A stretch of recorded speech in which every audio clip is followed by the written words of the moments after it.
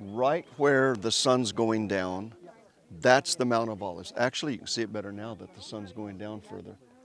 That's the Mount of Olives.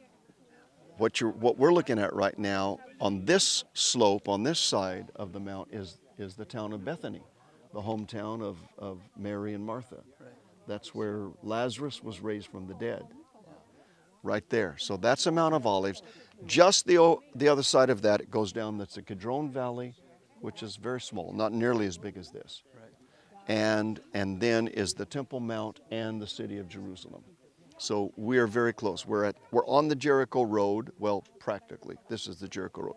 We're on the Jericho Road, and Jericho's a 2-mile walk this way. In fact, we can see part of Jericho down there, and we can see the beginning of Jerusalem, the Mount of Olives, right there. So we're in between Jericho and Jerusalem. This is St. George Monastery. It's a Greek Orthodox monastery, and the monks were killed sometime in I believe it was the early 7th century, when invaders came in and they massacred them. So this is kind of a holy site for the Greek Orthodox Church. Over here you get a tremendous view of the Jericho Road. This is the road, the trail. Right. The trail over on the other side of the valley. Yeah. That's the road. That's the Jericho Road. That's what Jesus took when he went from Jericho to Jerusalem. It was a full day's walk, so that you would have to start early in the morning, and you don't get into Jerusalem until late. Was this ravine here during that time?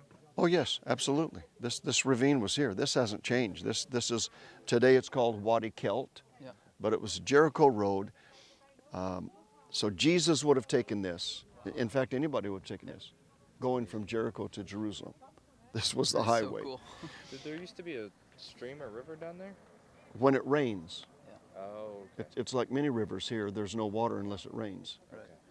So when Jesus said, told about the Good Samaritan, he said, a certain man went from Jericho to Jerusalem and fell among thieves. All right, now look at this. Look how many places there are for thieves to hide. Yeah. See the caves underneath, see the caves on top. They surprise you coming around a curve. Where do you go? How do you get away? There's, a couple of them here. One man traveling alone comes around the curve. There's 2 men here, and there's another guy that's hiding back there, and he jumps out. Where can you go? He fell among thieves, and they left him, they beat him and stripped him and left him half dead. Okay, and then he said the Levite came along and saw him and passed on the other side. Now, does that mean that I think he came across and passed on the other side? In some parts of this ravine, this valley between Jericho and Jerusalem, there's a path on either side.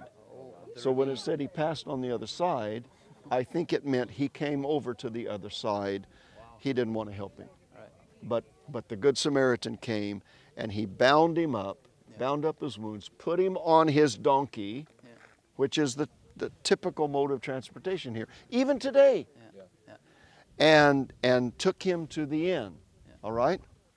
Now, we're up on the road, we're going to pass what they call the Samaritan's Inn, or the Inn of the Good Samaritan. But, really, it could have been anywhere. It could have been exactly where this monastery is. Someplace where if travelers got a late start, they could spend the night and at least be safe from the thieves. Right. Very cool. That's amazing. Wow. So he walked there. So how has this been preserved? This road, just by use? By use, by constant use.